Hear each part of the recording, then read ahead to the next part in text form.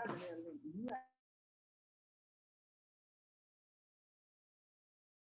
there, you can, and then move people up to panel and see, start the webinar and see if Yes. Kiana can go in and see if you can move it. Yes, I can. I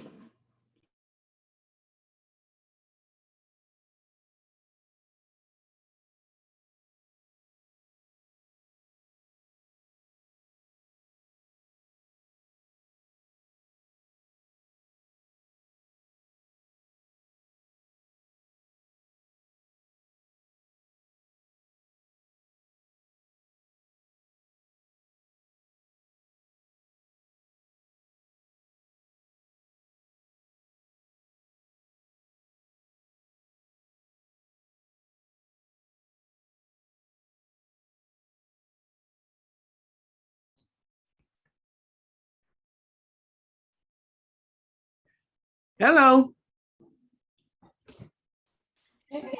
Hey y'all. Hey, family. Oh, hey y'all. How's it going? Hey, yet holding on, yet holding on. Yep. Yep. Are those some biscuits that I can't eat? Lick the little box.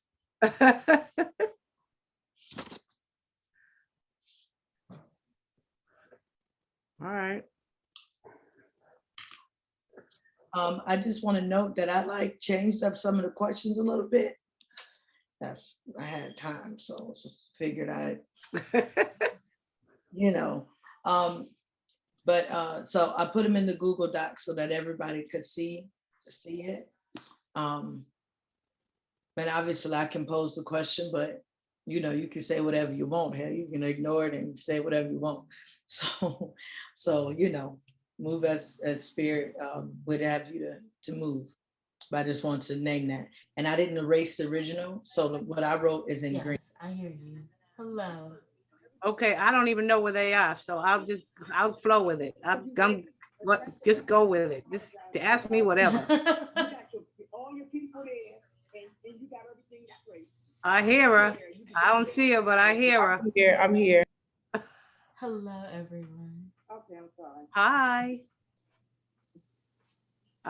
No, I'm talking about Sister Heike. Where's Tia? I can hear Tia somewhere. Hi, everybody.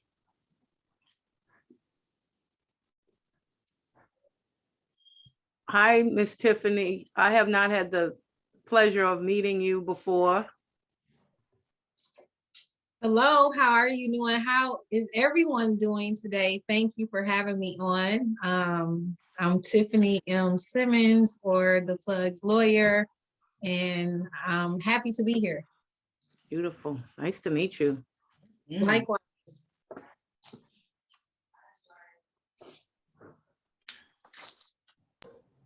There she is.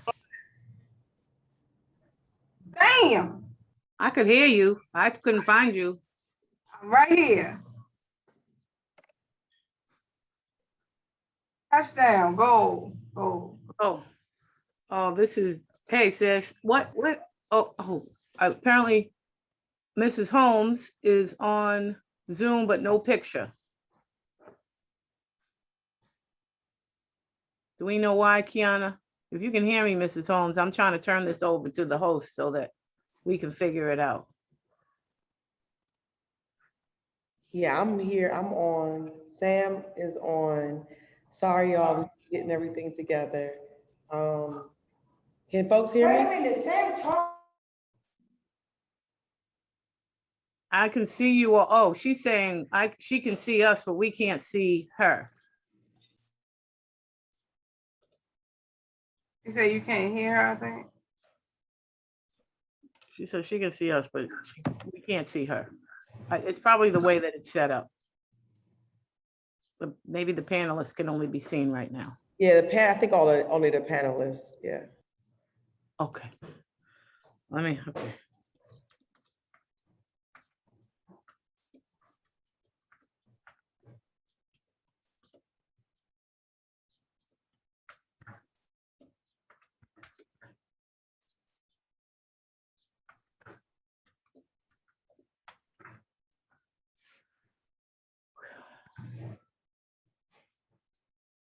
Oh, I meant to send that to Mrs. Holmes, but it went to everybody. Oh, well, sorry. Okay, please make sure, Kiana, that we address Mrs. Holmes' question when it comes time, please. Thank you. There's gonna be a Q&A space, so Ms. Holmes is already in the queue. Beautiful, On the stack. wonderful. We'll do that. I can't wait to introduce her to all of you in Maryland. Yeah. She is a very beautiful and longstanding Maryland family who is standing by us and with us to help us end incarceration of women and girls. So I look forward to introducing her. She's been looking forward to meeting all of you.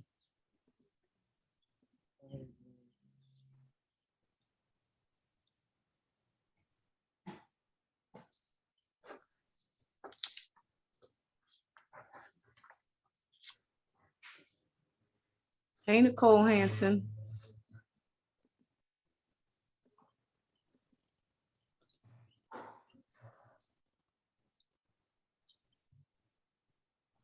So I guess we'll start, Sam. We'll start when Sam is ready. No. Yeah. What's up, All right, man? Look, I ain't on that panel. I'm just trying to hold it in the background. Welcome, everyone. It is my immense pleasure to welcome the Mary Hicks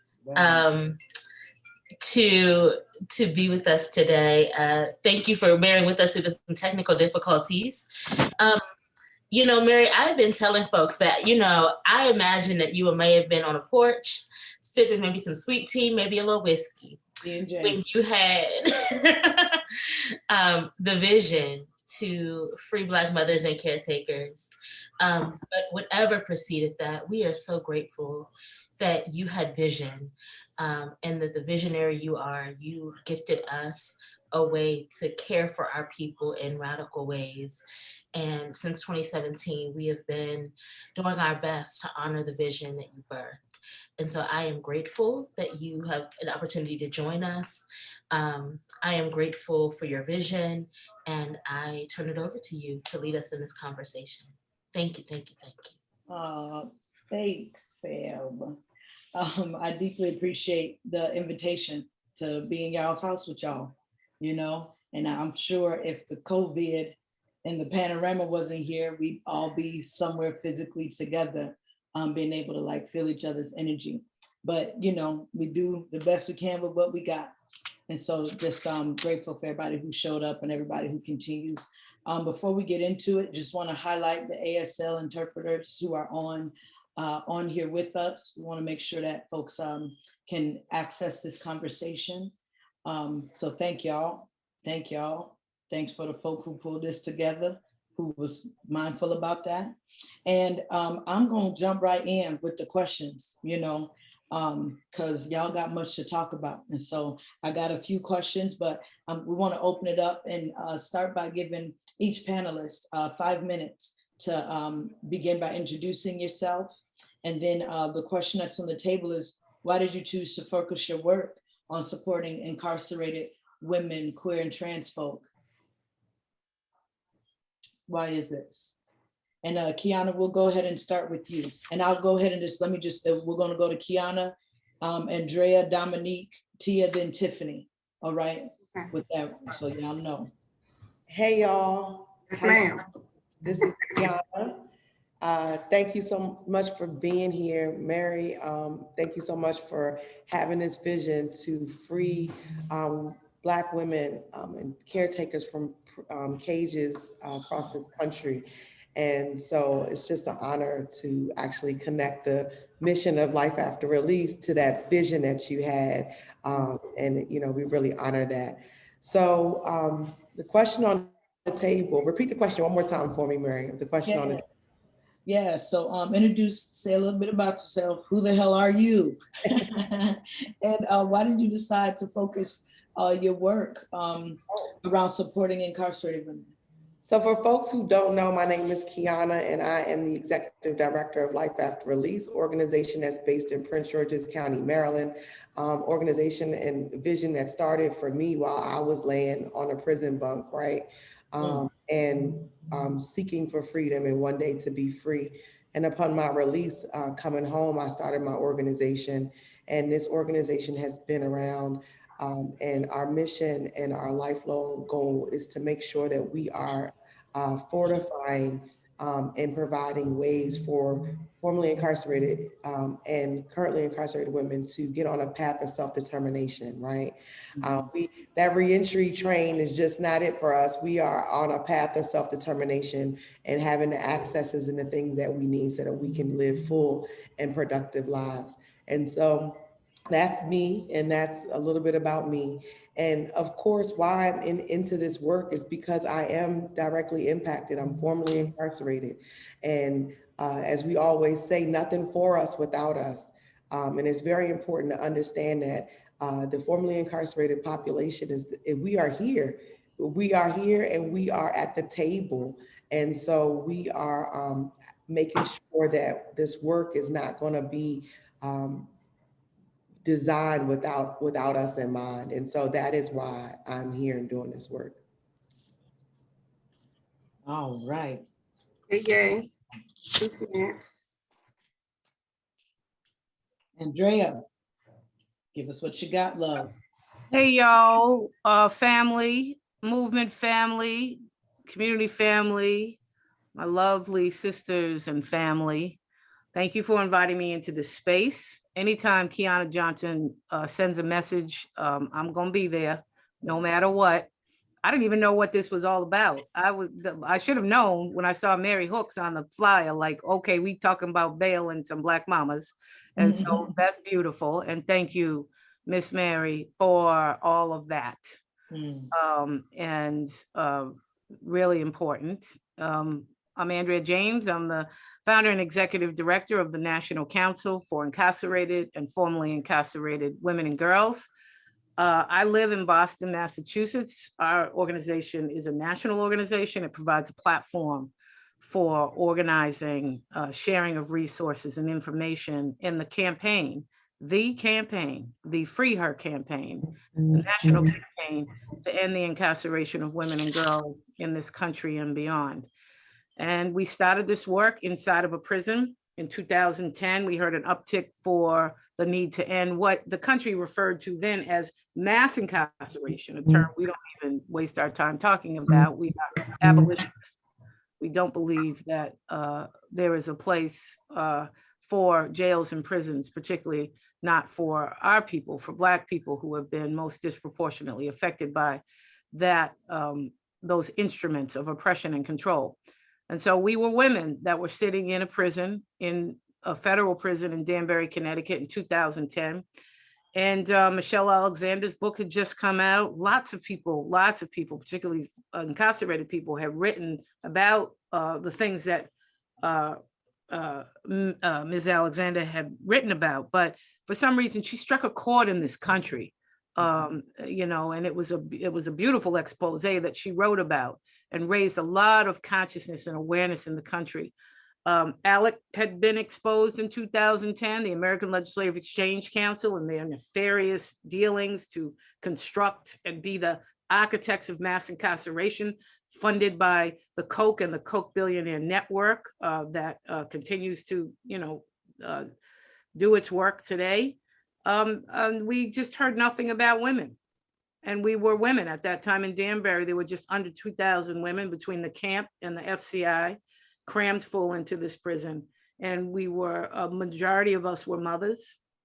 I had to figure out how to navigate 24 months through that prison experience. I was in prison with sisters that had been there already for 20 years. And so we took a pause. We gathered all the information we could, and we started to organize ourselves in that prison. And we stand here today. We threw the gauntlet down and said we were going to end incarceration of women and girls. Not a popular thing to do back then. Nobody supported us. We didn't care because we started this work in a prison yard. But we're here today. And our goal is to end the incarceration of women and girls. So thank you again. Thank you, Key. I love you. Bless, bless, bless. Tia. Talk to us, love.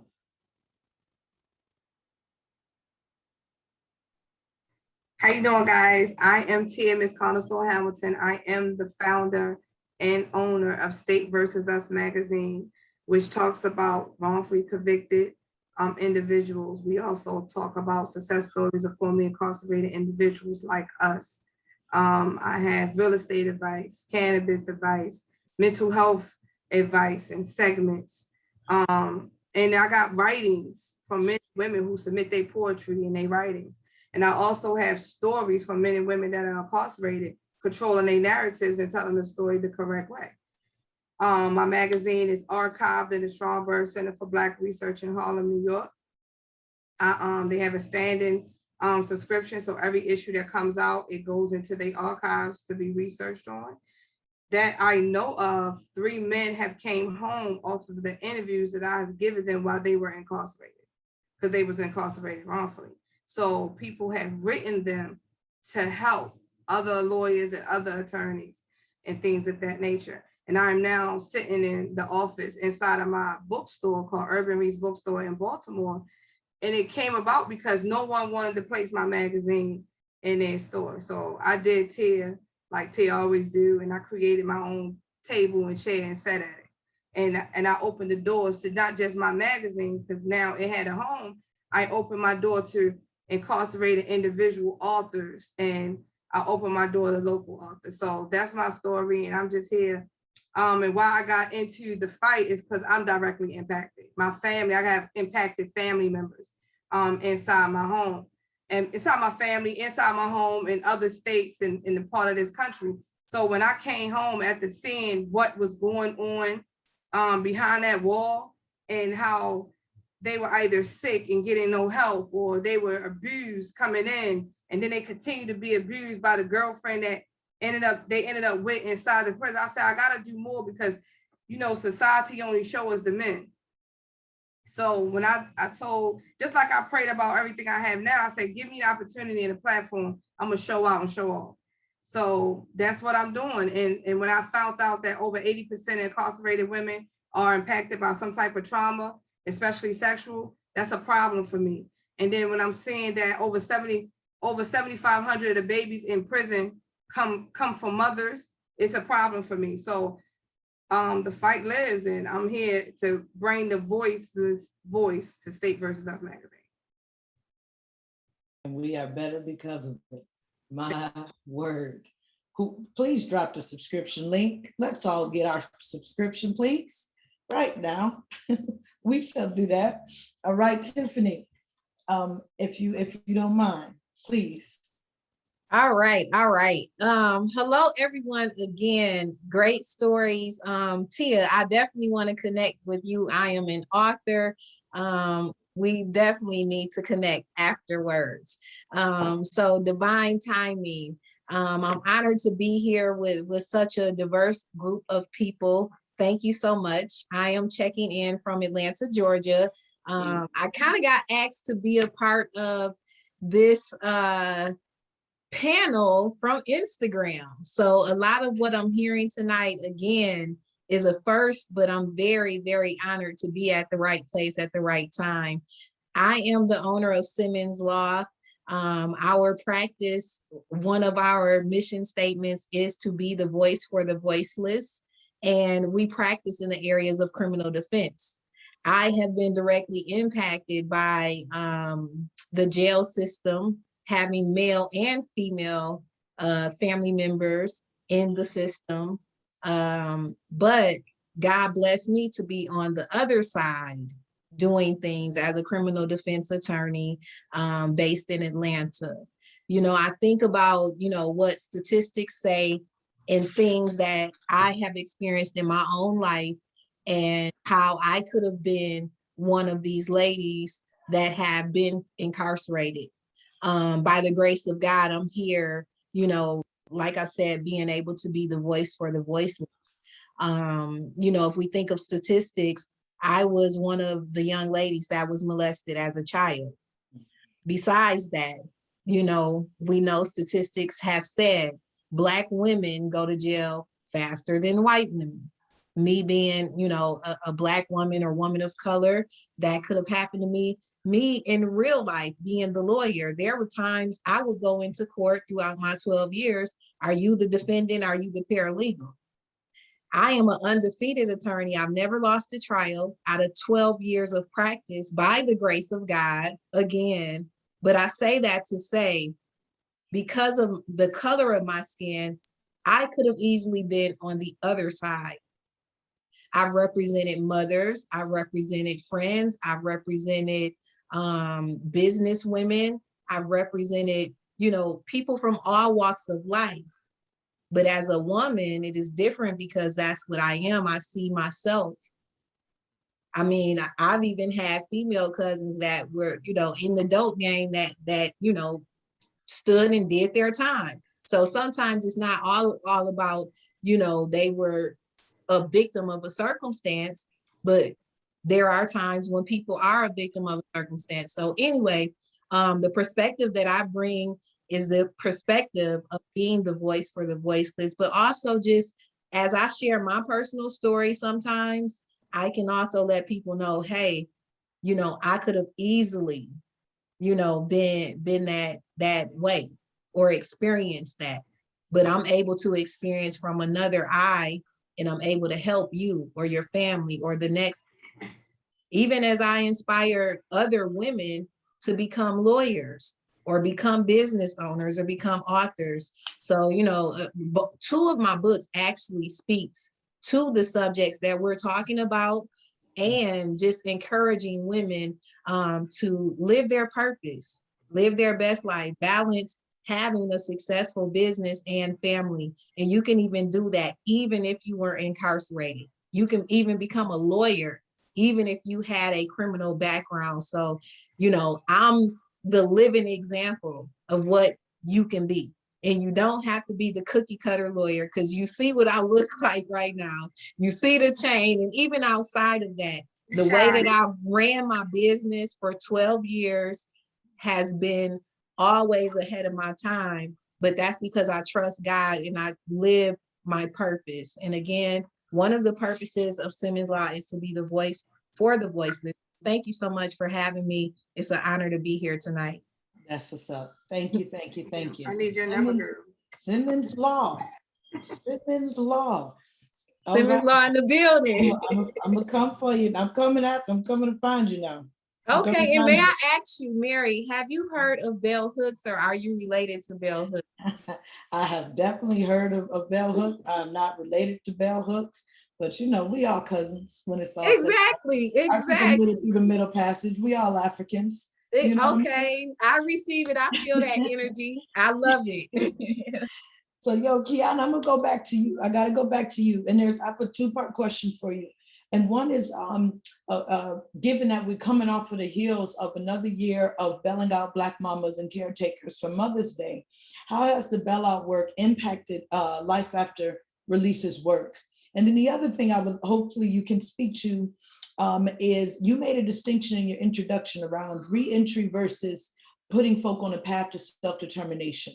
And I would love for you to say in a few words or what have you, say more about that, unpack that. What is the practices look? What's the difference that you're making there in terms of the how people are engaging in a practice of getting folks on a path to self-determination versus just re-entry? Is that all right?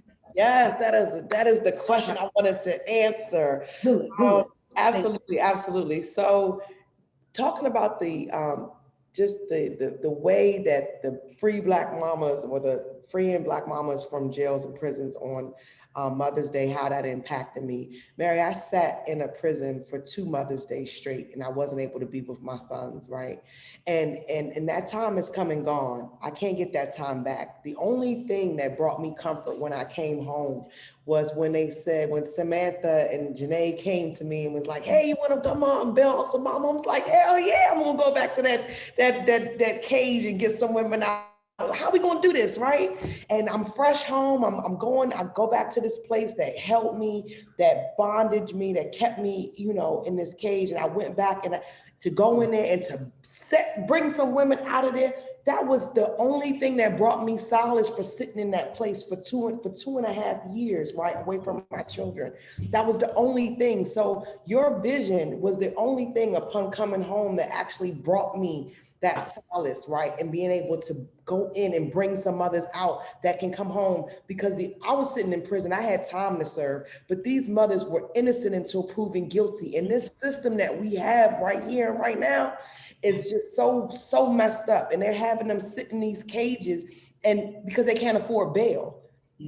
Right? That's what we're talking about, because they couldn't afford $50, because they couldn't afford $100, right? And so going in there and bringing those mamas out and having them come home was just a beautiful thing. But the way that Life After Release takes that vision and brings them home and puts them on the path. At first I thought, when I heard the word reentry, I was all in it. Like, yeah, I want to reenter. I'm like, first of all, I ain't never left. Y'all stole me and put me somewhere. Don't talk about no reentry.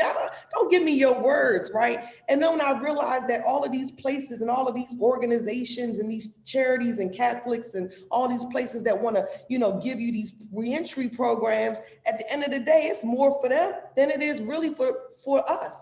And all the doors shut in your faces. Oh, we don't have this, or we don't do this, or can you just sign this piece of paper? And so what self-determination looks like is that one of the mamas that we bailed out in 2019, that is now my executive assistant, working for Life After Release. And that's because somebody believed that we are not what they say we are, right? We were able to work through her case, and all her charges were dropped. Meaning that the prosecutor didn't have enough evidence to convict, meaning that damn detective should have never arrested her in the first place. But she sat in a cage for 2 months until we came and got her out of there. And so now she is the executive administrative assistant for this organization. And that is huge, because that's self-determination. When the prosecutor and the detective say, you don't deserve nothing, you ain't gonna never be nothing, we gonna lock you up and throw away the key. For us to say, no, not only can you be something or do something, I'm gonna put you in a position that you can have and do and be able to sustain yourself in a way that is qualitative, and that you can have quality life, right? And so that is, that's just, That's righteous work. woo. Yes. My God. Thank you so much. We're gonna keep it moving, y'all, because we have this round of questions. I have another one round of questions I want everybody to ask, and then we want to make sure we have some time for Q&A. Okay, so folks, be mindful. 2-3 minutes. Now, I don't want to have to cut you off, mute you and shit. That'd be weird. Okay, don't want to do that. Andrea, question for you, love. So, I was reworking this question here, but I'm curious about. So you founded the National Council for Incarcerated and Formerly Incarcerated Women and Girls, and I would love for you to talk about your base and your constituents and the folks who will make up the organization, and how y'all are supporting folks who are inside and outside of the cage. But I would also love, very specifically, for you to talk about what is the role of conscious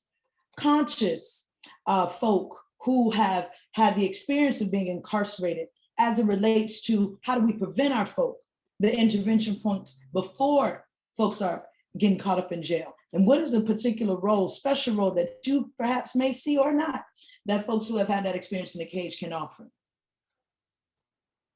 So I'll jump right to that question, because that's a lot, and you're not gonna mute me. I said 3 minutes. Sorry.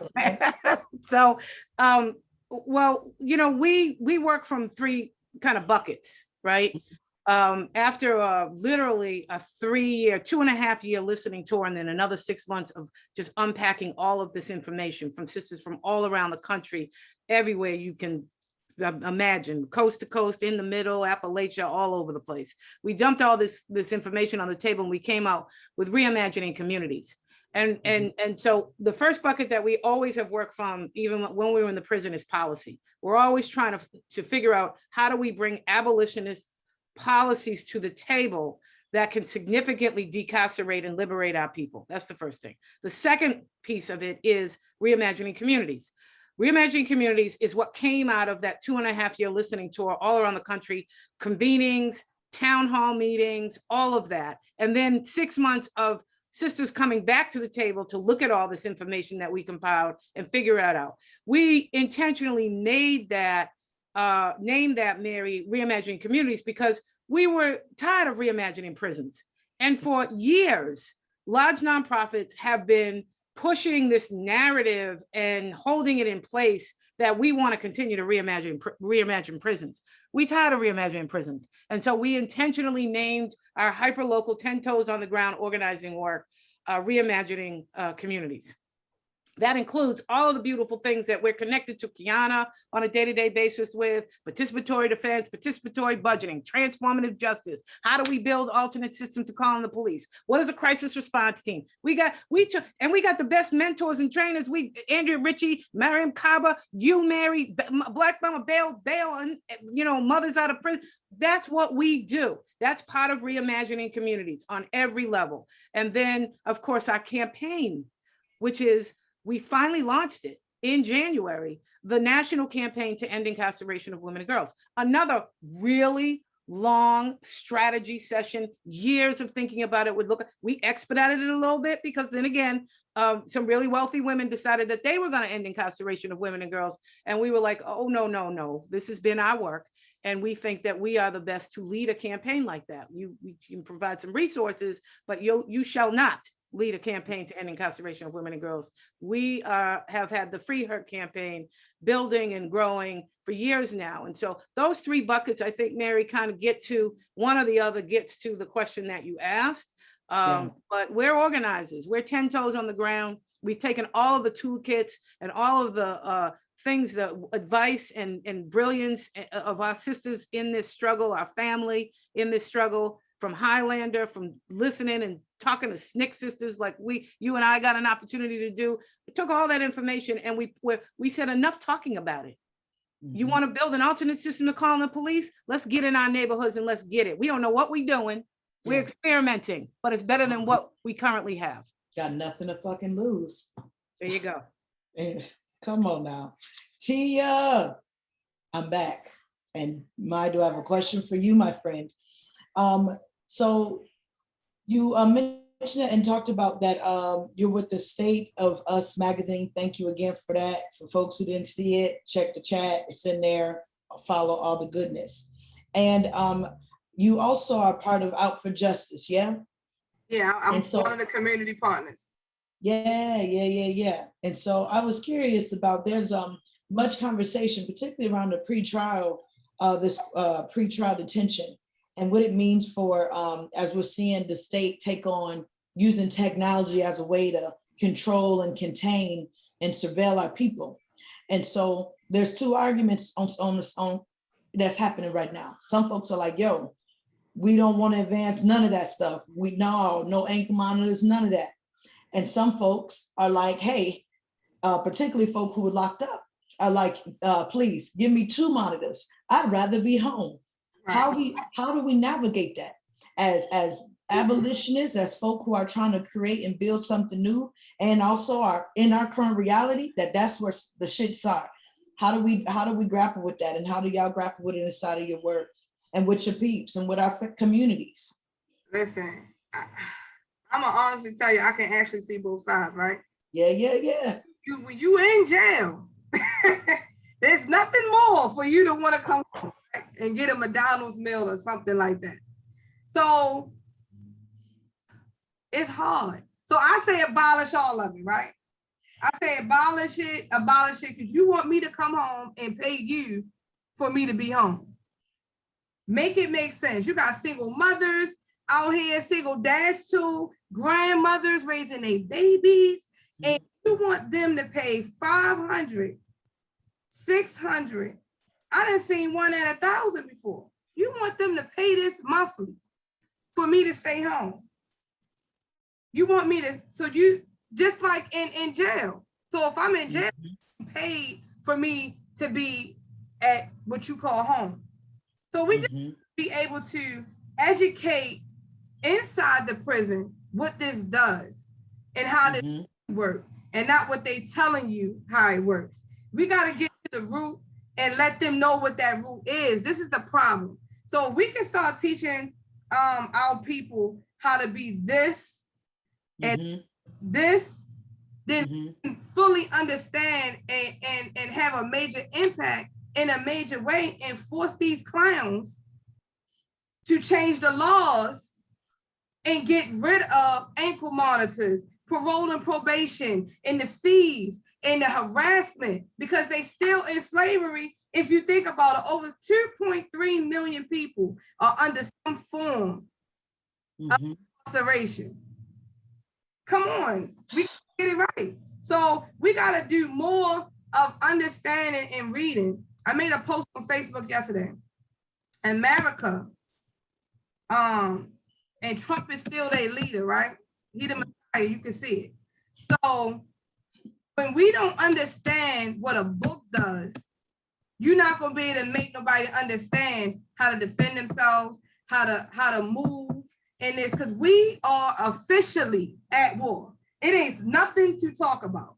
We are at war, and we gotta stop being at war with ourselves, because we're fighting us and them. Yeah. Not a fair fight, right? We only 13.4% of the population. So the fight isn't fair. So if we understand that we need to pick up a book, we need to arm ourselves if possible. We need to go in these gun ranges. Come with me. I got a 95% shooting. And you know what I'm saying? So we gotta understand that we have to arm ourselves. We have to arm ourselves not just with the hip, but with this, because the way they moving is a mastermind. Yeah. We gotta know how to break riddles and puzzles and locks to understand what's really happening. And guess what, y'all? Google everybody, friend. Get your research on, get to a library, get to some archives and research and really understand how you had to pass the exam in 12th grade. Go back to it because you had to research and get that grade. We have to be more in the books and understand what's written right in front of us. It's in plain sight. It's not hidden. We have social media, computers. We just got to do better with knowing what the damage that pretrial prison, school to prison pipeline, non-resources in all Black communities is having and the impact on our babies. And we got to stop waiting to be directly impacted before we ready to say something. Because the ones who are already ready, we gone already. Y'all too late. Yeah. So we just got to do better. When you know better, you do better. Because I do better because I now know better. Yes. Tia, we're best friends. We get matching tattoos. It's fucking official, yo. Let's do it. Official. We're best friends now. Tiffany, the last question for you. Love. Actually, once you finish, we're gonna open up for Q&A. I have another question, but we got folk that I'm sure got way better questions than I do. So I will be disciplined. I actually seen one of the questions in the Q&A, and I can answer that if you like, but go ahead, my dear. Yeah. I mean, I dropped It's your show. I dropped a few of them. You know what I mean? So come in your own way. Give us an A selection. Come in my own way. Yeah, because I dropped two. So. All right, I love it. I love this panel. I love the energy. I love the different vibes that everybody is bringing. This is good.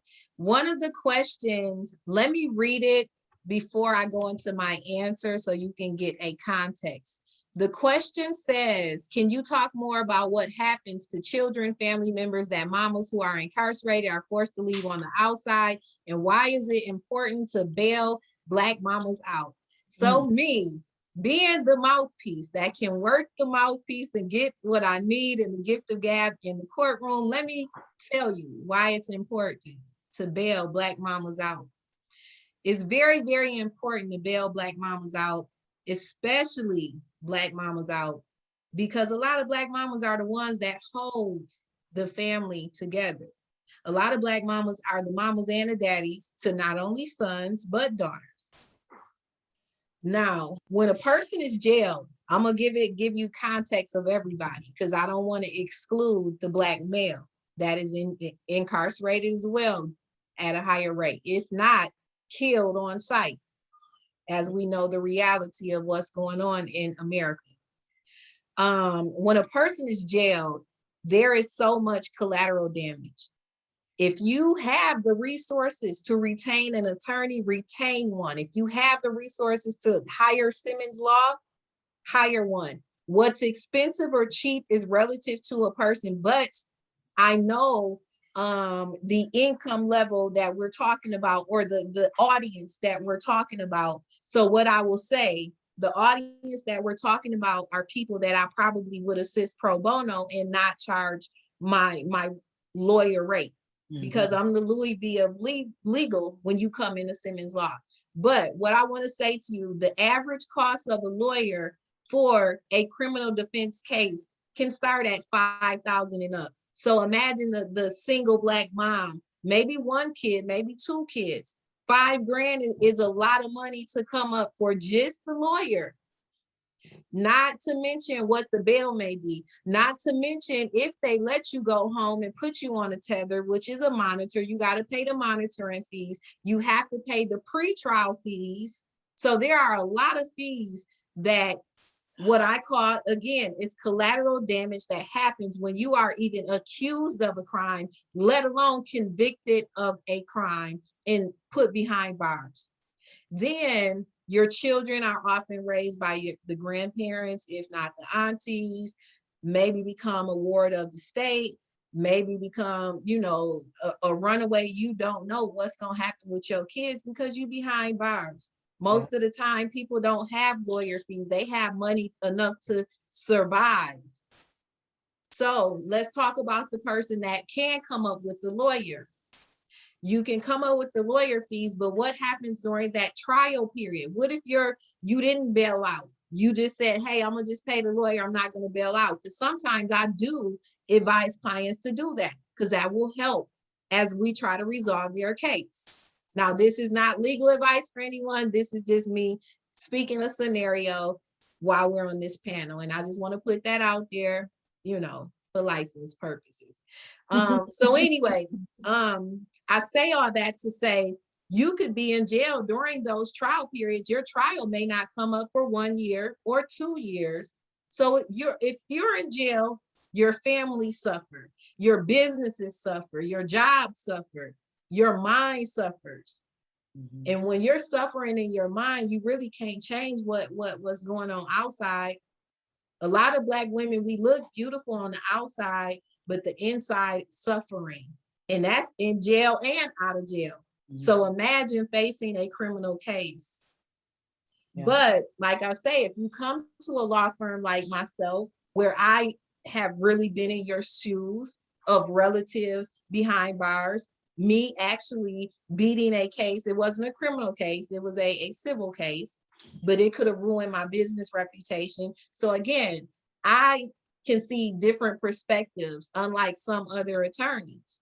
And that helps me as I help my community in different ways. I also have a show that I created called Hood Court that's coming to a TV near you, because a lot of people don't even like the court system as is. But we have different issues, and some of it could be moral, some of it could be, socioeconomic. But if we can fix those issues outside of the regular court system, that will strengthen the community as well. That will strengthen women, their family, and Black men. So I gotta go. Sorry, I see you finna cut me off. Wrap it up. But sorry. I'm gonna have to find you about this Hood Court. I'm curious. Let's build our own. We filming this weekend. So Mary, you here? I will send you the information for filming. So pull up on your girl. All right now. Have me in there talking about order in the court. We'll do some different shit. All right, y'all. So right now I wanna go ahead and open it up. And I understand that Miss Sharon Lynn Holmes got a question. Now I don't know how this is set up or anything, so like, will we hear Sharon say her question? I don't know.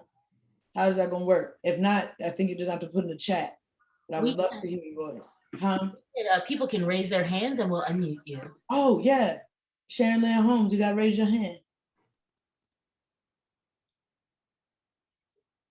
Oh wait, I think I accidentally raised my damn hand.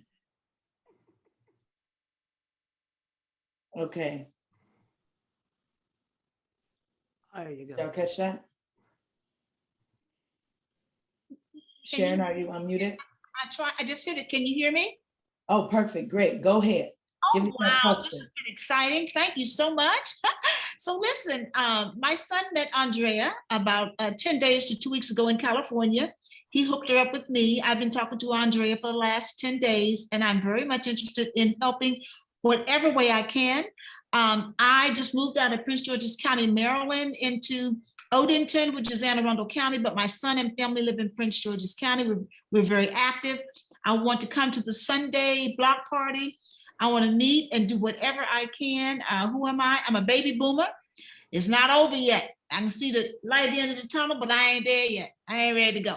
So I want to take all this energy and know-how and all that I've learned. I'm a former executive of Fed government and state government and real estate agent, but I'm a line dancer. That's what I am. Line dancer. Fucked up. Love it.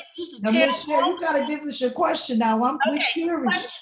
How do I get involved with working with Andrea, who is in Boston? How do I now get involved with the Maryland, Prince George's County, working with Kia and Tia? Excellent. Well, that's directly to y'all. Go ahead and. Hey, thank you so much. And welcome to gorgeous Prince George's County, right? And being able to come in and help us, we got a lot of work to do. First and foremost, we have a court watching program and we are fighting for access in the courts. We have a really serious problem right now in our country around access to the courts. We got people that are sitting in jail for the whole entire pandemic. Their cases have been continued. So you can go to courtwatchpg.com and sign up for our court watching orientation, and we can get you in that court watch. That's the first way that you can help us here in Life After Release. Courtwatchpg.com. Excellent. How about this, y'all? Let's round up some questions. For folk who got a question, raise your little hand on a little video thing. Raise your little hand. And then we'll If I go. can just add to that, Miss Mary, real quickly about, we're hoping to, Mrs. Holmes is been around and very well connected in Maryland and Prince George's County and around. And we've been speaking to her about the Free Her campaign and helping to begin to move that statewide campaign and to help us to be advisor for that campaign in Maryland. And so connecting Kiana and Tia and our sisters in Maryland so that they can engage with Mrs. Holmes, a very beautiful and amazing and abundant resource to help us to create and build the scaffolding for the statewide campaign in Maryland. Okay, well, thank you. That's my good answer. I did unmute, so I'll be at the block party, and I'll wait to hear from Andrea and Kia about court watch and the campaign to launch everything. Thank you, ladies. I've got to slide out of here. Thank you, Mrs. Holmes. Thank you. Thank you. All right. Are there, do we see other hands raised that can get off mute? Her name is Jamila Bay. Hello, Jamila Bay here. I'm a journalist in DC. I have two questions, but they're very brief. Number one, who in our Congress, who in our Senate, are there any governors that we can be looking at for, doing right around this issue, particularly around Black women incarceration? Is there anybody on the federal level we can be looking to? That's number one. Question number two, if this is an issue that we can expect any kind of forward motion on out of the Justice Department, should Kristen Clark get confirmed, I should say, when Kristen Clark gets confirmed. But is this DOJ in any way giving you vibes that we should be optimistic that mass incarceration of Black women is something that the Biden-Harris campaign, not campaign, but administration has any concerns about? Excellent. Don't answer it quite yet. Great questions. Thank you so much. Let's go to the other person who has their hand up. Those are great questions. And then we'll let folks speak to them, the panelists speak to them. Yes, her name is Kamaria Dillard. Oh, wonderful. Hey, friend. Dillard. Hey, y'all. Hi, Mary. It's so good to see your beautiful face. Um, hey, y'all. So I'm Karima Dillard. I'm here in Atlanta, and I'm really curious about two things. So one thing I put in the chat, sorry, I thought I had put it in the Q&A, but it's in the chat. So I'm curious about any work that you all have seen done or that is being done with incarcerated women who are also survivors of intimate partner violence. I'm especially curious about, so I'm the policy director here with the Georgia Coalition Against Domestic Violence, and we have a project called Justice for Incarcerated Survivors, where we are looking to get parole for women who have been incarcerated. That also means that we are working within the criminal legal system, which as an abolitionist, which I consider myself to be, it is uncomfortable. And yet we have been able to get quite a few women paroled. So I'm not quite ready to hang it up.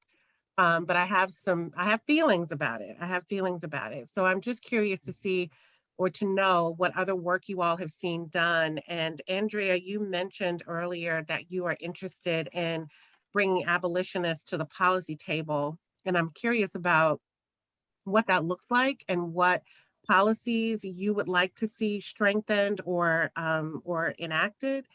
And that's it. Thank you all for being here. This has been glorious, by the way. I'm hungry for more. Thank you. Excellent.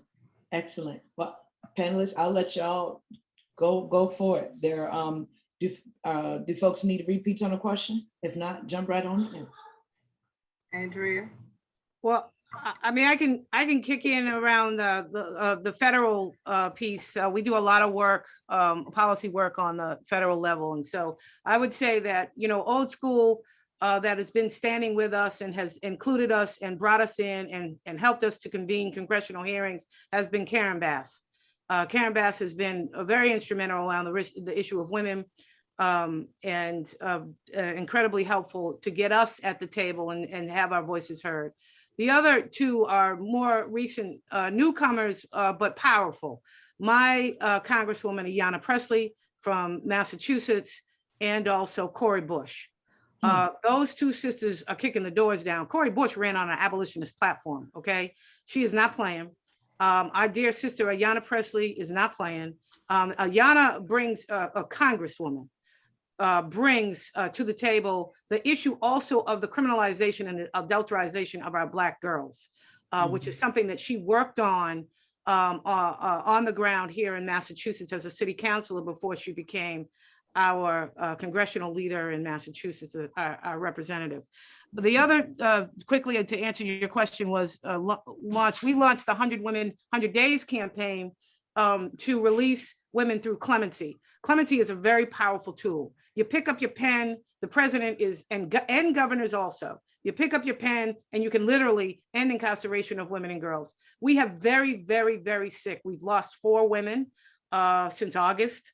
We just lost another woman, one of our 100 women that we're asking President Biden to commute the sentences of.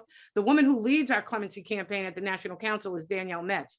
Danielle was the last woman that we were able to push out under the Obama administration. We took a step back during the last administration because we refused to ask that last administration for anything.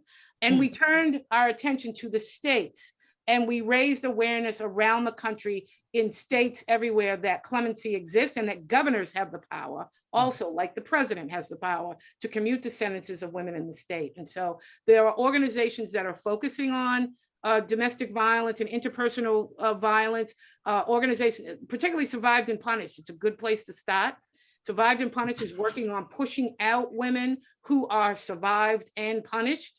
They defended themselves against people who were causing interpersonal harm to them, As a result, they were also incarcerated. That's a very good place to start. Miriam Kaba, number of sisters in New York and California, California Coalition for Women Prisoners, phenomenal. Sorry, Mayor. And the last place I would look at around parole that you mentioned is releasing aging people in prison, which is Laura Whitehorn and the Juan and the brothers and sisters who are long timers over in New York, who have been leading elder parole.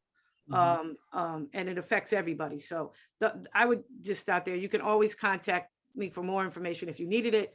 The National Council can direct you to any kind of resource or policy folks, state or fed, that you might be interested in. Sorry, Mary, I went over a little bit. It's all good. I just want to name too that the Jericho movement, correct me if I'm wrong too, has also been pushing around political prisoners. Absolutely. How could I? You know that all of that is layered and intersects in terms of, you know, women, elders who are currently being held as prisoners of war. Africa Sisters, Cam Africa, you know, they're all. I'm sorry, Andrea. I'm sorry. Can you put that organization that's around political prisoners in the chat? I need that. Yeah. And I'm sure I'm sure somebody on here will grab a web link and stuff. But I want to keep us moving again. So just to name it, some of the questions: how are folks seeing intercommunal violence? I wrote down intercommunal violence, but domestic violence as relates to women. How is what work are people seeing to shift that and to support folks? What policies are folks seeing that are strengthening, or that folks need to see, that we need to see strengthened to get us closer to abolition, or enacted to get us closer to abolition? And then the question around federally, who up there, you know what I mean, could potentially do some shit. And the DOJ, what's the temperature? New DOJ coming in. What y'all think they're gonna do? So those are some of the questions on the table. I forgot about that. I'll be quiet though.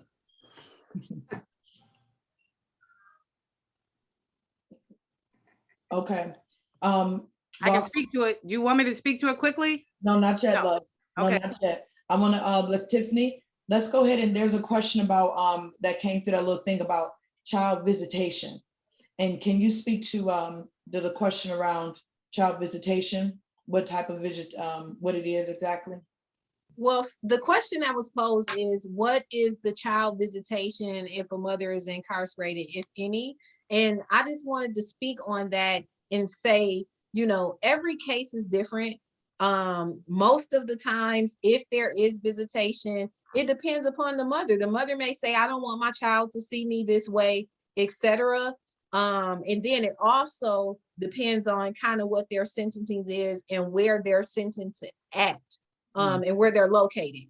So, you know, it's not a general answer, but I just wanted to kind of say that. And then you mentioned domestic violence in women.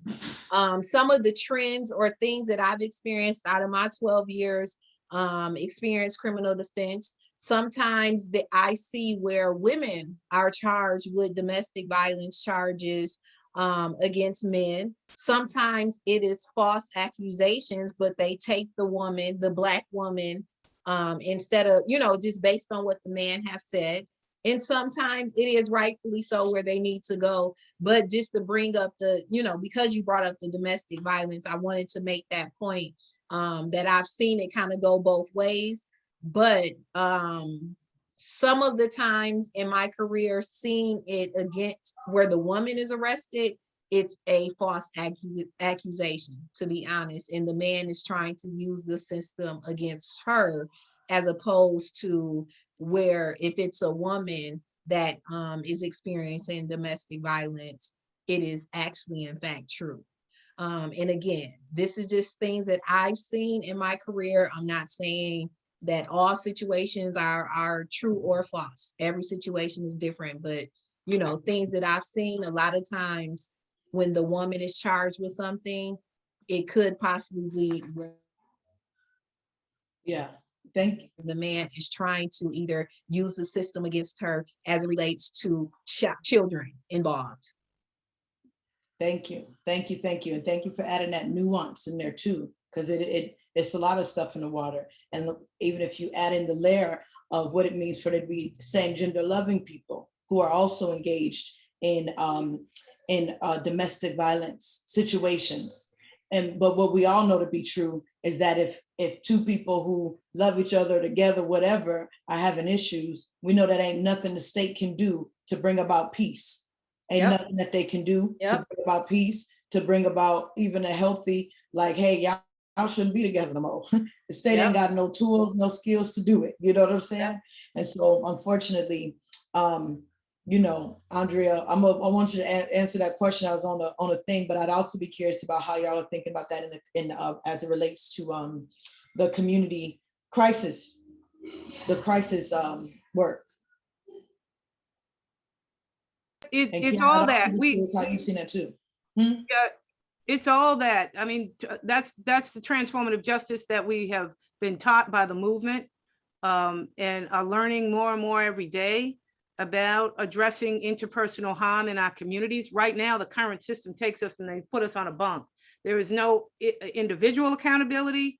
There's no community accountability, because both have to happen for there to be a thriving community. And so transformative justice gets us even beyond restorative justice, because sometimes people don't want to be restored back to where they were. We need to transform a little bit beyond that. And so transformative justice and done a lot of work and learning with Mariam Kaba teaches us how, and a lot of other folks, but teaches us how to learn about transformative justice and about individual and community accountability, and how to build those systems that don't rely upon the oppression and control that is within the current system. Delicious. Kiana, how are you all seeing that work in real time? Folks got out. How are you navigating folks as folks are moving towards self-determination as it relates to the charges around domestic violence? Yeah, we have healers that we work with here at Life After Release, Black healers, women healers that are, you know, we are putting inside of our work. And like Andrea said, this is an experiment, we are learning, but what we know for a fact is that the state can't help us and the state can't keep us safe, right? And so we are bringing in our people, because we are the people that we've been looking for. We bring in the licensed social workers, we bring in healers, we provide spaces for folks to come in and to work together and to do these things. And we just get in there with them, you know. I get them calls at 12 o'clock at night, 1 o'clock in the morning, you know. So yeah, it's real. Yep. I know we've hit our time, and I just want to say thank y'all so much. We could have probably said this thing for about another hour and a half, give or take. The sun is getting lower. We would have whipped out some brown, you know what I mean? ENJ for everybody, whatever. Might not be your jam. But I do want to say I appreciate what folks were able to offer, even in this short amount of time. So much. Oh, got some books recommendations in the chat right there from Tia. Thank you. Oh, Andrea dropped that. Tia, if you got some, anybody else, drop some book recommendations. I always like to recommend Instead of Prisons. It's actually, you can find a free PDF online, Instead of Prison, a toolkit for abolitionists. This was written about in like the 70s. If you Google it, you can find a free link to it. Mary, I just want to pop in really quickly. We got 2 events left in our week of action. We heard a lot about Mariam Kaba from Andrea James. We actually are taking her newly released book to the prisons here in the state of Maryland, and we are dropping them off. We have a book drop, y'all. We are taking it to our Black mamas who we cannot bring out of that cage. We are taking some of that juiciness into that cage so that they can read it. We're doing that on Friday, and then we are doing a break light clinic on Saturday, because we know Ashada Shakur was pulled over for a faulty taillight, right? And let's just talk about that for a minute, right? So we're doing a brake light clinic. We are doing a warrant recall clinic in Baltimore, right? We are doing, then we're going to end it with some Black joy. We're going to have a block party on Sunday where we're going to have a go-go band. And if you don't know what go-go is, Mary, I suggest you come down here, come to DC. I want to come. What go-go is. I want to come. Okay, yes, Tiffany, come down to DC so y'all can learn about some go-go. And I'm actually coming in June. I'm coming in June. So ladies, please Please, we gotta connect. Yeah, I just, I've been stalking you on on the social media. Why you gotta say stalking, sis? I carry guns. Don't stalk me. Okay, no. Just be my friend. That works. This panel was real. I'm turning it back over to Mary now. All right, to answer the question about book recommendations, magazine recommendations, State versus Us magazine, baby. I'm in I'm in Canada, UK, and I'm working on Mexico right now because I gotta find a translator to translate that. So we just working any Angela Davis books. And then Kiana, as part of the Black Mama Bailout Week of Action, we do this till they free us. She just ordered, so that's another good book. It's just so many different books that you can have on this topic, but those are the top 3 for me. Right here, you can get it from Urban Reese Bookstore, and if you don't find it on my website, just email me. Everything's on the website, all contact information. So yeah, it's just a beautiful thing that we can provide that. I'm seeing the books and I'm like, oh yes, that's such a goodie. Oh my God. Thank you.